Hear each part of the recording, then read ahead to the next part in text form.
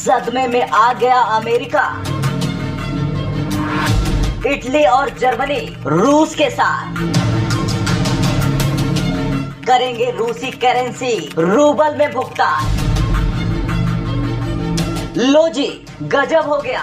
जिस रूस को झुकाने के लिए अमेरिका ने एड़ी चोटी का जोर लगा दिया था, उसने अमेरिका को ही उसके खेल में फंसा दिया। दरअसल यूक्रेन पर हुए हमले के जवाब में अमेरिका समेत पश्चिमी देशों ने रूस पर कई तरह के प्रतिबंध लगाए थे। जब ये प्रतिबंध लगे थे, तब यूरोपीय संघ और नाटो देशों ने इस बात का ऐलान किया था कि वो रूस को भारी नुकसान पहुंचाने वाले हैं। शुरुआती दौर में तो ठीक ऐसा हो भी रहा था। हालांकि तब तक जब तक ये सवाल नहीं उठने लगा कि इन देशों में रूस से आने वाली गैस और तेल का बहिष्कार ये देश कब करेंगे। कुल मिलाकर ऐसा होना बहुत मुश्किल था, या यूं कहें कि ऐसा होना बिल्कुल ना के बराबर था।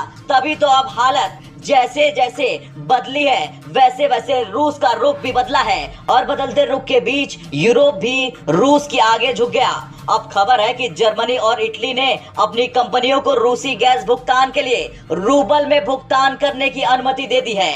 सोचिए कितना बड़ा झटका है अमेरिका को, कितना बड़ा झटका अमेरिका के अस्तित्व को, क्योंकि कहा जाता है कि अमेरिका ने जो फैसला ले लिया उसके सामने यूरोप के देश जुबान भी नहीं खोलते। लेकिन अब तो जुबान छोड़िए जनाब, पूरा का पूरा खेल ही पलट दिया इटली और जर्मनी ने।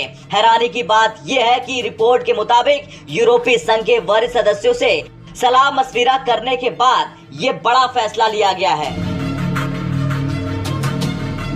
तो वहीं इससे पहले रूस के उप प्रधानमंत्री अलेक्जेंडर नोवाक ने कहा था, मेरी जानकारी के अनुसार लगभग आधे खरीदारों ने हमारे अधिकृत बैंक में विदेशी मुद्रा आयात की प्राप्ति हुई है, जिसे रूबल में बदला गया और आपूर्ति की गई।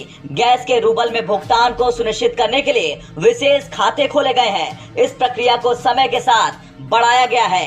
अप्रैल के लिए अंतिम समझौता मई में होगा। तो वहीं रूस ने फिनलैंड को कुछ ऐसा झटका दिया कि अमेरिका तक आग चली गई। दरअसल फिनलैंड की सार्वजनिक संपत्ति वाली ऊर्जा कंपनी गैसम के मुताबिक रूस द्वारा प्राकृतिक गैस की आपूर्ति आज से रोक दी गई है। उसने रूबल में भुगतान करने की राष्ट्रपति व्लादिमीर पुतिन की मांग नहीं मानी, जिसके बाद रूस ने ये एक्शन लिया। नॉर्डिक देशों द्वारा रूबल में भुगतान करने से इनकार करने के बाद ये कदम उठाया गया है। खैर, अब ये तो होना ही था, क्योंकि रूस ने पहले ही बोला था कि अगर फिनलैंड नाटो की ओर कदम बढ़ाएगा तो बड़ा नुकसान होगा। और जिस तरह से जर्मनी और इटली ने रूबल में भुगतान करने की बात कर दी है, तो ये तय हो गया कि अमेरिका की करारी हार है और ये रूस की बड़ी जीत। ब्यूरो रिपोर्ट, भारत तक।